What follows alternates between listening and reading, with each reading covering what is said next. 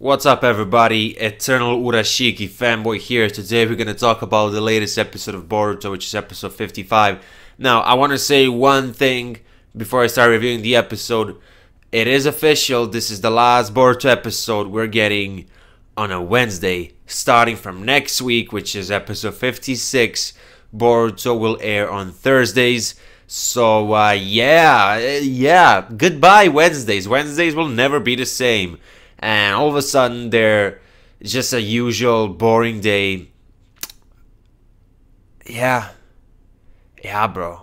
Anyway, with that said, let's get into the review.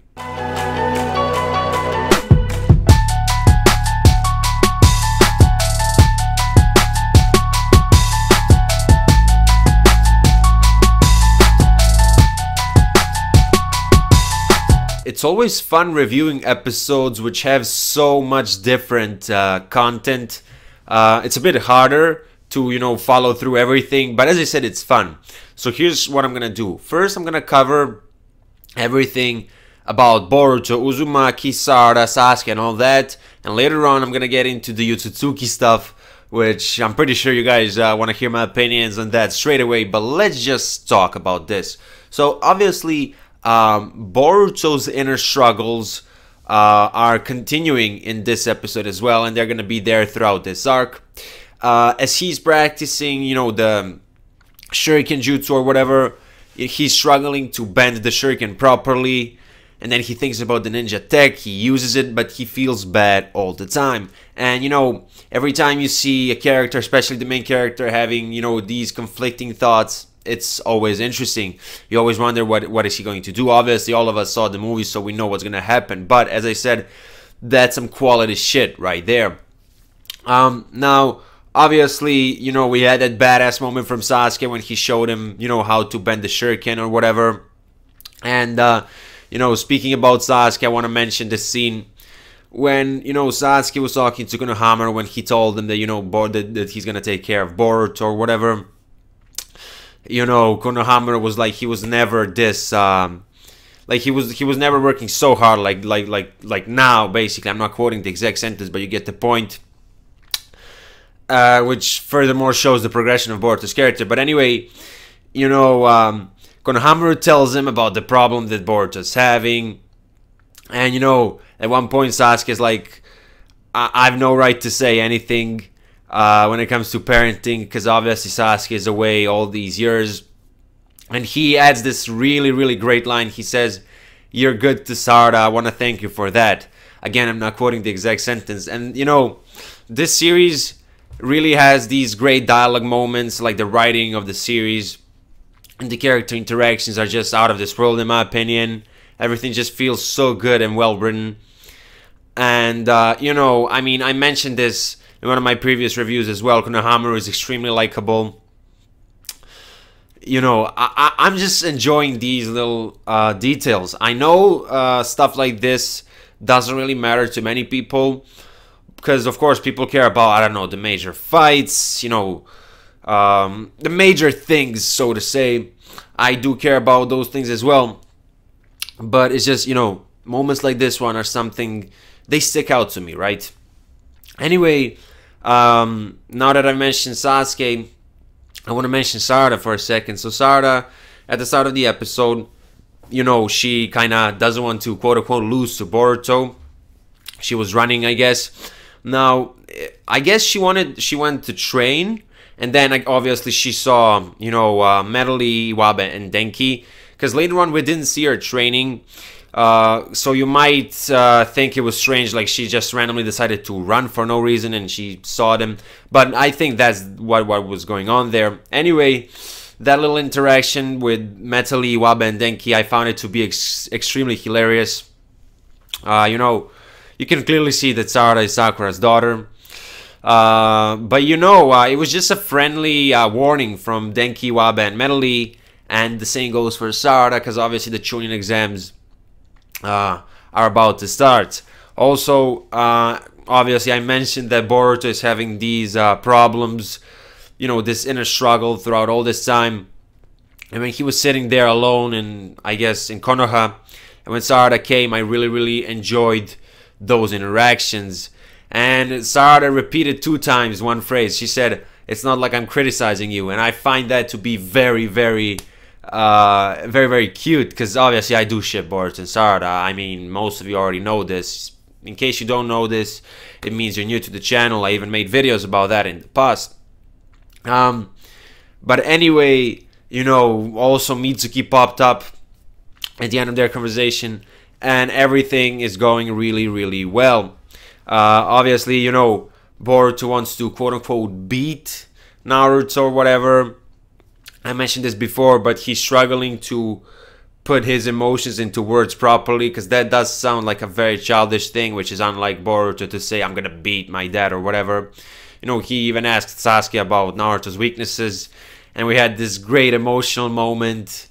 You know, I mean, for me it was emotional, at least when Sasuke mentions Naruto's past and all that, you know, the soundtrack and everything. It was just overall really, really beautiful. I like how we're getting these flashbacks from Naruto Part 1. I remember in Naruto Gaiden when we got some, you know, when Naruto talked about Sasuke, and now, you know, Sasuke's talking about Naruto. These parallels, like the way that the writing goes on in this series, is just out of this world. I know I said it already, but I need to fanboy for a bit more, so forgive me. And anyway, you can see that Boruto is kind of, obviously he loves his dad a lot, and you know, he felt uncomfortable when he said, "Tell me about his weaknesses," because I'm pretty sure he felt good when he heard those things that, you know, Naruto always had a dream that he followed. But, you know, he's acting tough in front of Sasuke. Yeah, that's basically what I wanted to cover about, you know, Team 7, Sasuke and all that. I want to mention something about Sumire, and don't worry, I'm not going to spoil anything from the manga. Something in the manga is going to happen with Sumire, right? Very soon. And because of that, when Sumire was on the screen, I was paying attention, like, really closely. And you can see that something strange is going on with Sumire. You know, I mean, if you remember the first arc, she decided to kill the entire village, and then she changed her mind. You know, she got to talk no jutsu by Boruto, and everything happened like this. And, you know, when she was talking to Wasabi and Namida, she was really strange, you know, explaining all these tactics. Even if it wasn't for me, you know, reading the manga of Boruto, I would still think that she acted kind of weird. And then she does her fake thing, you know what I'm talking about. So I'm really curious as to what's gonna happen with Sumire in the next couple of episodes, especially now that the Chunin exams are starting, because as I said, something did happen with her, which was confirmed in the Boruto manga by herself. So yeah, I'm really curious to see what happens. Also, we had that little training scene with Temari and Shikadai, Chocho, and Inogen. You know, Temari badass as always, extremely likable personality. Really enjoyed that. And actually, one more thing that I want to mention before I get into the Otsutsuki stuff is Gaara, Kankuro, and obviously Shinki and his teammates. Now, you know, it was stated in this episode by Temari that, you know, Gaara adopted a son, and obviously that's Shinki. And I want to give my thoughts on Shinki. See, I really like his character so far, because he's like extremely calm, and you can see that he's grateful for the fact that, you know, Gaara adopted him. I really wish we could get a backstory for Shinki, and I do think that the writers are gonna do that. Nothing too extended, maybe something similar to the backstory of Ryogi. I mean, I'm referring to the length of the backstory, but even if we get like multiple minutes of his backstory before Gaara adopted him or something like that, I would still be very happy. I wouldn't even mind a full episode, but that's not gonna happen, I'm pretty sure. Anyway, as I said, you can see that he's grateful to Gaara, and this is really interesting because, you know, obviously Gaara's father did some horrible things to him when he was a child, and, you know, seeing Gaara adopting, you know, a child, it's really good. I really like the parallels and the symbolism. And obviously, you know, Shinki is focused on impressing Gaara. He's like, you need to focus on other people, but he's like, no, that doesn't matter. His teammates didn't really say much. Don't even know if they said anything. but we're gonna get to know their characters in the upcoming episodes, because in the next episode the Chunin exams are starting, or the Chunin exam starts, whatever, you get the point. And anyway, also Kankuro was there. Really looks creepy with that new design in Boruto, I must say. But all jokes aside, Kankuro is a chill dude. And yeah, let's get into the Otsutsuki stuff finally. And no, Gaara is not a Jinchuriki. He was just talking to Shukaku. I'm pretty sure he's not a Jinchuriki. 100% sure, actually. So, okay. I said it at the start of this video. I'm a fucking Urashiki fanboy. I already tweeted 2 pictures of Urashiki from today's episode. And, you know, I want to focus on him. So first of all, he refers to Momoshiki as Momoshiki Senpai. And this really reminds me of his meeting with Toneri, because he referred to Toneri as Lord Toneri. And I can feel some sort of irony, sarcasm, or whatever in his voice all the time. Especially when he said Momoshiki, because obviously, first of all, we see the lava dimension that Kaguya used to possess. And obviously, they're looking for Kaguya scrolls, they're looking for information. I'm referring to Momoshiki, Kinshiki, and Urashiki. They can't find anything. And, you know, Urashiki meets Momoshiki and Kinshiki after a long time, right? And then, you know, Urashiki is like, Momoshiki Senpai, we haven't seen each other in such a long time, and you're only interested in that because, you know, Momoshiki was interested in info about Kaguya, the chakra fruit tree, whatever, and the place where she went. And at one point, Momoshiki turns around, looks at Urashiki in a very suspicious way, so to say, and he even activates his Byakugan. I mean, his veins appear here, which was very, very interesting. You know, when Momoshiki and Kinshiki went to the Earth, I mean, they didn't... When they entered the dimension around the Earth, I guess, Urashiki was like, wait. And then we get this little scene where he says, like, Momo, you're unsociable as ever. And I want to point out that, and like, I was listening to it, he said Momo-chan. No homo, that was cute as fuck. Just joking, but, you know, this kind of implies that, you know, Momoshiki is younger than Urashiki, and obviously, I mean, you guys saw the movie, and even if you didn't, this won't change anything if you don't know it, but Kinshiki is Momoshiki's father. And obviously, because of the Shiki at the end, there's this very popular theory that Urashiki is Momoshiki's brother or something like that. I mean, I don't know about that, but, you know, saying Momo-chan, it kind of makes me believe that they have some type of past, you know, Momoshiki and Urashiki between each other. And, you know, Urashiki, again, you know, when he appeared in episode 53, I spent a lot of minutes talking only about him. I'm not going to do the same thing again. But, you know, he's so mysterious. I really, really enjoy his character. And, you know, when I say that I'm a fanboy, I mean it in a positive way, obviously. But all jokes aside, so many mysteries about Urashiki, bro. And I know I'm repeating it 7 times, but I just want to talk about him. Because this dude was, you know, we were waiting for this dude for such a long time because he wasn't in the movie. Obviously, Naruto Shippuden, when we got Kaguya's backstory, we saw the 3 Otsutsuki members. Like, we saw their figures, we didn't see their faces or anything. And, you know, we waited for such a long time, and I think it's worth it. Now, I do think that we need to get some type of backstory, both for Momoshiki and Urashiki, and obviously for Kinshiki as well. And I think that the fact that Urashiki said, like, you're unsociable as ever, you know, implying that there's a past between them, I think that kinda, I don't want to say confirms, but that means that we're gonna get a backstory at some time in the anime. And here's how I picture it. Obviously, this is just, you know, something that is very... It's not likely to happen, but something that I would like to see. When Momoshiki dies, when he's about to die, I would love to see him, you know, having a couple of flashbacks. Because obviously in Naruto, so many villains got Toku no Jutsu'd. And obviously, you know, Boruto had this positive, quote-unquote, positive tone. Childish, some people like to call it, which is a wrong term for it, but you get the point. It had a childish tone, throughout the first 49 episodes and episode 50, which was the flashback episode. And now the tone shifted. And something tells me that the villains in Boruto, some of them are probably going to get Tokno Jutsu, but I think that we're going to see some more harsh realities. Obviously Momoshiki is not going to get Tokno Jutsu.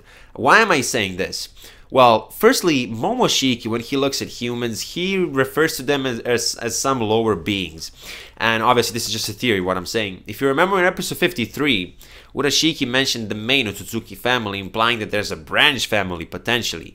What if Momoshiki is from the branch family or something like that? And you know, he was always looked at, people were always looking at him as this lower being, and now that's why he looks at humans as filth, nothing else. He's really giving me some Neji vibes, because if you remember, you know, the whole backstory with Neji and all that. So, as I said, I would really like to see a backstory of Momoshiki when he was a kid, because obviously he knows Urashiki for such a long time.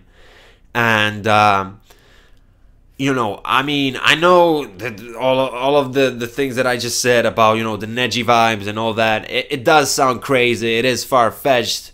It's not like I'm gonna make a separate video talking about it, because there's no proof. But as I said, I really do think that we will get a backstory. And it would make sense. Anyway, obviously, this got confirmed in the last couple of episodes. But obviously, you know, these 3 Otsutsuki members were dispatched to search for Kaguya. Because, you know, it was stated even in this episode that Kaguya was supposed to give them some chakra. But obviously, you know, she ate the chakra food and she, you know, abandoned them, so to say. Which implies that there's some serious shit going on in the Otsutsuki clan, because we saw Kaguya's backstory, she was a good person, and there must be a reason why she escaped. Now, in this episode, when Urashiki was explaining the whole thing with the Jinchurikis, tailed beasts, to, you know, Momoshiki and Urashiki, to Momoshiki and Kinshiki, I had this thought. Yes, you know, he stated that the clan was watching, right, when he was talking to Toneri. But was he watching the earth for thousands of years? Because he knows a lot. It almost feels like somebody told him about Kaguya, about her sons, about the fact that she was sealed, about Jinchurikis, that there are 2 of them. And also, I'm not going to spoil anything related to the plot, but you know, we have this thing, well, we have this organization called Kara from the manga. They're going to appear after this arc, or maybe even during this arc.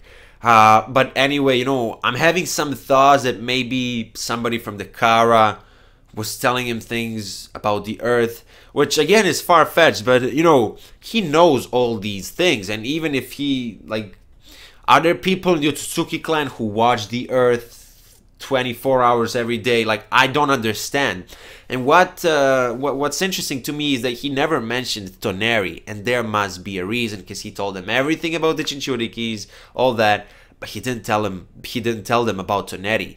And I still think that, you know, he's not necessarily a bad guy. He could have some of his own motives, goals, or whatever, which is why he never mentioned Toneri being on the moon or anything like that. But you know, fuck man, Urashiki got me so fucking hyped, guys. Anyway, you know, Killer Bee was attacked by Momoshiki and Kinshiki. Well, Kinshiki was just there. It was mainly Momoshiki attacking. Killer Bee, you can see him here. I have a little figure of him. He was rapping as usual. I fucking love, you know, this character. And, you know, now, some people think that he died. He obviously didn't. If you remember his tactic that he pulled off against Sasuke, that's probably what he did now. Because, obviously, you know, even when Momoshiki collected, you know, his chakra and everything, he looked at his palm and he was confused because it didn't seem like too much chakra. Obviously, Kurama has the most chakra, it's the most powerful tailed beast, but this is the second most powerful tailed beast. If you're gonna extract the whole thing, you're gonna have more chakra, definitely.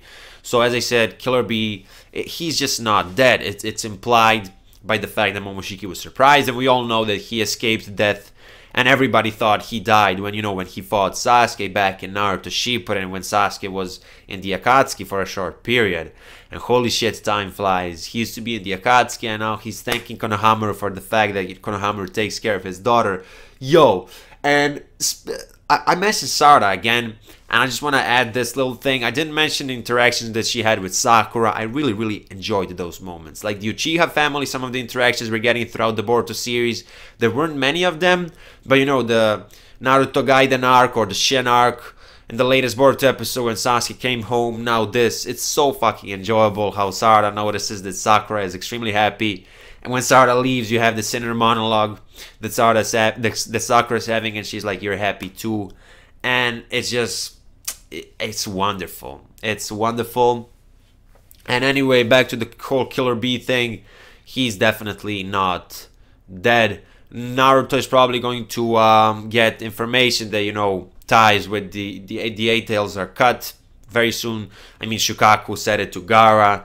And I think in this episode we saw Naruto, Shikamaru, and I believe it was Kakashi talking about the whole Otsutsuki incident. Obviously, the White Zetsus, it's kind of confirmed right now that they're activating because Momoshiki and Kenshiki are approaching the Earth. And obviously, Kaguya made that army so she could have more battle resources when Momoshiki, Urashiki, and Kenshiki come to the Earth. And, you know, guys, so many things in this episode. Animation at points was beautiful, I must say. And you know, we're at a point where almost every episode is perfect. This is just getting crazy, bro. I mean, obviously I'm gonna give this episode a 10 out of 10 because if you think about it, also I didn't mention this, but the soundtracks were great. You know, everything was just great about this episode. I can't find a negative about it. And if you do have, you know, some complaints, leave them in the comment section because I'm really curious. I really, really enjoyed this episode. It feels like the main plot of Boruto is starting right now. I mean, it is starting right now. So, as I said, 10 out of 10 for me. I cannot wait for the next episode. I'm super hyped. That was your boy Hokage. Twitter and Discord links are in the description below. If you're new to this channel and if you're into Boruto, consider subscribing. And I will see you in my next video. Bye.